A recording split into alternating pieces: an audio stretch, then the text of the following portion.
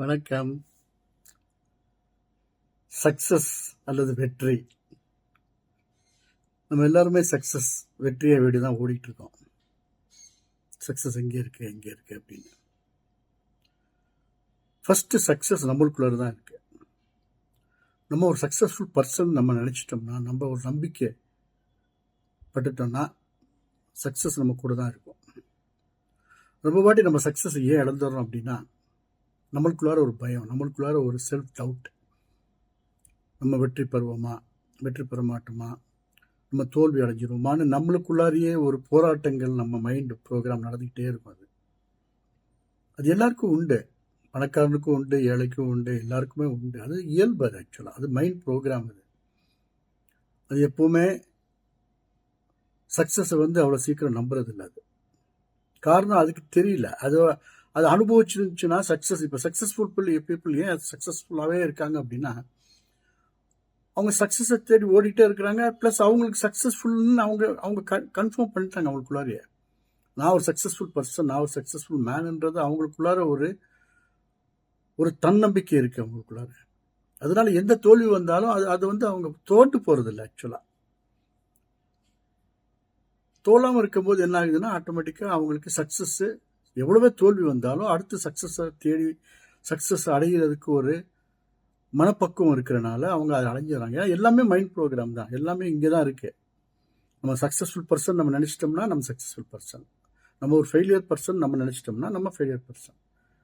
எல்லாம் நம்ம முடிவில் தான் இருக்கு. வெளிநாட்களால வெளியிலேருந்து எதுவுமே வர்றதில்லை நம்மளுக்குள்ளார. நம்ம வெற்றி நம்ம தோல்வி நம்மளுக்குள்ளார தான் இருக்கு. நம்ம எப்படி நம்ம அதை ப்ரோக்ராம் பண்ணுறோம் மைண்டுன்றது தான் இம்பார்ட்டன்ட்.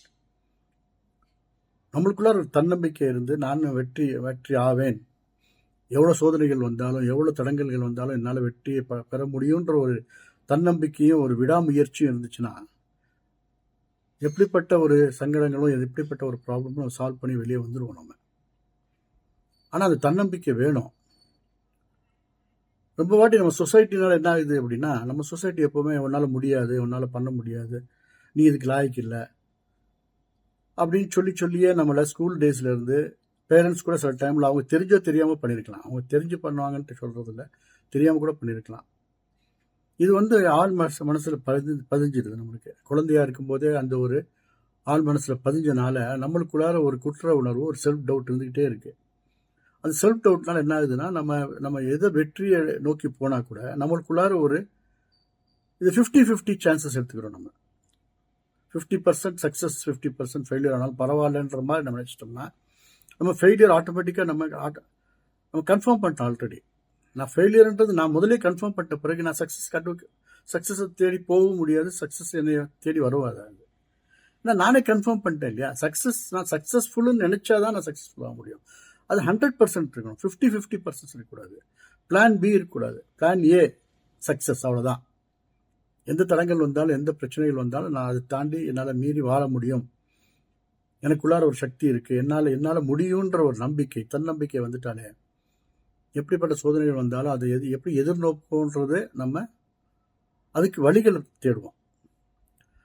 அந்த ஃபெயிலியர் மைண்ட் செட் இருக்கும்போது என்ன ஆகுதுன்னா, நம்ம ஃபெயிலியர் வந்தால் பிளான் பி இருக்கே, அப்படி பண்ணிக்கலாமே இப்படி பண்ணிக்கலாமே அப்படின்ற ஒரு முடிவு வரும்போது, நம்ம ஃபெயிலியர் வர்றதுக்கு முன்னாடியே நம்ம சில டைமில் மைண்ட் செட்டு வேண்டாம்ப்பா, இது எதுக்கு ட்ரை பண்ணோம், இது ரொம்ப கஷ்டமாக இருக்குது, இதனால் முடியாது போட்டிருக்கேன், இதனால் அவமானங்கள் தான் ஆகுது, இதனால் என்னால் முடியுமா முடியாதோன்ற ஒரு போராட்டங்கள் நம்மளுக்குள்ளார தான் நடக்குது. வெளியாட்கள் என்ன வேணாலும் நினச்சிக்கிட்டோம், வெளியாட்கள் என்ன வேணாலும் சொல்லட்டும், நம்மளால் முடியும் முடியாதுன்றது அவங்க நிர்ணயிக்கிறது இல்லை, நம்ம நிர்ணயிக்கணும். ஃபஸ்ட்டு அது நம்ம கையில் தான் இருக்குது. வேறொருத்தங்க நிர்ணயிக்க முடியாது. நம்மளுடைய பொட்டன்ஷியல், நம்மளுடைய இன்பில்ட் குவாலிட்டி அல்லது inbuilt genius hero resides within me. எனக்குள்ளார இருக்கிற அந்த ஹீரோ, எனக்குள்ளார இருக்கிற அந்த ஒரு ஜீனியஸ், அதை நான் எப்படி டேப் பண்ணி அதை எப்படி அடுத்த லெவல் கொண்டு போகணுன்றது என்னோட கையில் இருக்குது, என்னுடைய திறமையில தான் இருக்கே வழிய வேறொருத்தங்க 108 சொல்லுவாங்க. அவங்க அதெல்லாம் நம்ம கேட்டுக்கிட்டு இருந்தோம்னா நம்ம வாழ்க்கையில் முடிக்க வர முடியாது. ஒன்று அவங்க பொறாமையில சொல்லலாம், அல்லது அவங்க ட்ரை பண்ணி அவங்க சக்ஸஸ் ஆகாமல் ஃபெயிலியர் ஆகிருந்தாங்கன்னா அப்போ சொன்னாங்கன்னாலும் பரவாயில்ல. அவங்க எதுவுமே ட்ரை பண்ணல. ஃபர்ஸ்ட் ஆஃப் ஆல் அவங்க ட்ரை பண்ணி ஃபெயிலியர் ஆகி அதனால நம்ம அதை கற்றுக்கலாம் அப்படின்னா கூட பரவாயில்ல, நம்ம ஏதோ சொல்லலாம், okay we can accept it also. But அவங்க ட்ரை கூட பண்ணியிருக்க மாட்டாங்க வாழ்க்கையில். அவங்க எல்லாம் முயற்சி பண்ணி பாதியிலே விட்டுருப்பாங்க. அவங்க நம்மளுக்கு அட்வைஸ் பண்ணுவாங்க, இல்லை இல்லை உன்னால் முடியாது, நீ எதுக்கு இது பண்ணுற, இது ஃபெயிலியர்லாம் முடியும்னு சொல்லிட்டு அவங்க அனுபவம் இல்லாமல் சொல்கிறத நம்ம வந்து அதை கன்ஃபர்மேஷனாக எடுத்துக்கிட்டோம் அப்படின்னா அது நம்மளுடைய புத்திசாலித்தனம் இல்லை, அது இயலாமை. அதனால உலகமே என்ன சொன்னாலும் நான் சக்ஸஸ்ஃபுல் இல்லைன்னு சொன்னா கூட நான் என்னைக்கு நான் சக்ஸஸ்ஃபுல் இல்லைன்னு நான் முடிவு பண்ணுறேனோ அன்னைக்கு தான் நான் சக்ஸஸ்ஃபுல் இல்லை, அதுவரையும் நான் சக்ஸஸ்ஃபுல் தான் அப்படின்னு ஒரு முடிவோட ஒரு தன்னம்பிக்கையோட நம்ம வந்தோம்னு வச்சுங்களேன், எந்த ஒரு பிரச்சனையும் சால்வ் பண்ணலாம், எந்த ஒரு போராட்டத்திலையும் நம்ம வெற்றி கண்டு வெளியே வரலாம். உலகத்தை பார்த்து பயப்படக்கூடாது. ஃபர்ஸ்ட் ஆஃப் ஆல் பகவத்கீதையில் அதான் சொல்றான், do your best and leave the rest to காடுங்கிறான். உன்னால என்ன முடியுமோ அது பண்ணு, தன்னம்பிக்கையோடு பண்ணு, அதுல பின் வாங்காதங்கிறான். அவ்வளவுதான். பயப்படாது. பயம்தான் நம்மளை வந்து பாதி சக்சஸ்ல இருந்து நம்மளை தள்ளுது, ஃபெயிலியர் கொண்டு போய் தள்ளுறதுக்கு காரணமே நம்மளுடைய பயம். என்ன ஆயிருமோன்னு ஓவர் திங்கிங் வேறு நம்மளுக்கு. நம்ம ஒரு காரியத்தை ஸ்டார்ட் பண்ணுறதுக்கு முன்னாடியே அப்படி ஆயிரும், இப்படி ஆயிரும், அப்படியானா அப்படி பண்ணுறது நம்ம போராட்டத்திலேயே நம்ம வாழ்றதுனால என்ன ஆகுதுன்னா அந்த போராட்டத்திலேயே நம்ம பாதி ஃபெயிலியரை நம்ம ஒத்துக்கிறோம் ஆட்டோமேட்டிக்காக. இன்னொருத்தங்க ஃபெயிலியர்னு சொல்கிறாங்களோ இல்லையோ நம்மளே ஃபர்ஸ்ட் ஆஃப் ஆல் நம்ம ஒத்துக்கிறோம். நம்மளுக்குள்ளாரே ஒரு மனப்பக்குவத்தில் ஆமாடா நம்ம ஃபெயிலியர் தான்டா, என்னால் முடியாது போட்டுக்கிறேன் அப்படின்னு நம்ம எப்போ நம்ம முடிவு பண்ணிட்டோமோ then we have accepted it. அவ்வளோதான். We have accepted that I am a failure and then nobody can stop you from failure. அதே நிமிஷம் நான் successful, I will be successful. Let come what may, I will be successful. I'll never give up in my life. I got all the capacity. I got all the potential. I have got unlimited potential. I'm a genius. I'm a hero by birth. அப்படின்னு நம்மளுக்குள்ளார ஒரு தன்னம்பிக்கையும் ஒரு self love, இங்கிலீஷில் self லவ்னு சொல்லுவோம். நம்மளை first we should love ourselves first. Self love is more important.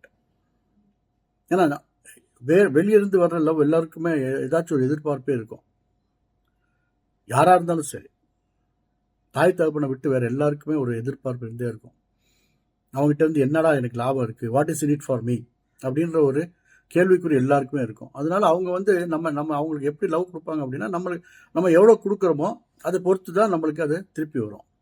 ஆனால் நம்மளுக்குள்ளார நம்ம செல்ஃப் லவ் பண்ணும் போது என்ன ஆகுதுன்னா நம்ம எதுவுமே எதிர்பார்க்கறது இல்லை. நம்மளுக்குள்ளார நம்ம எதுவும் எதிர்பார்க்கறது இல்லை. நம்மளுக்குள்ளார நம்ம சந்தோஷமா இருக்கோம் அப்படின்னா அதான் செல்ஃப் லவ். கண்டென்ட்மெண்ட் அதான் செல்ஃப் லவ்.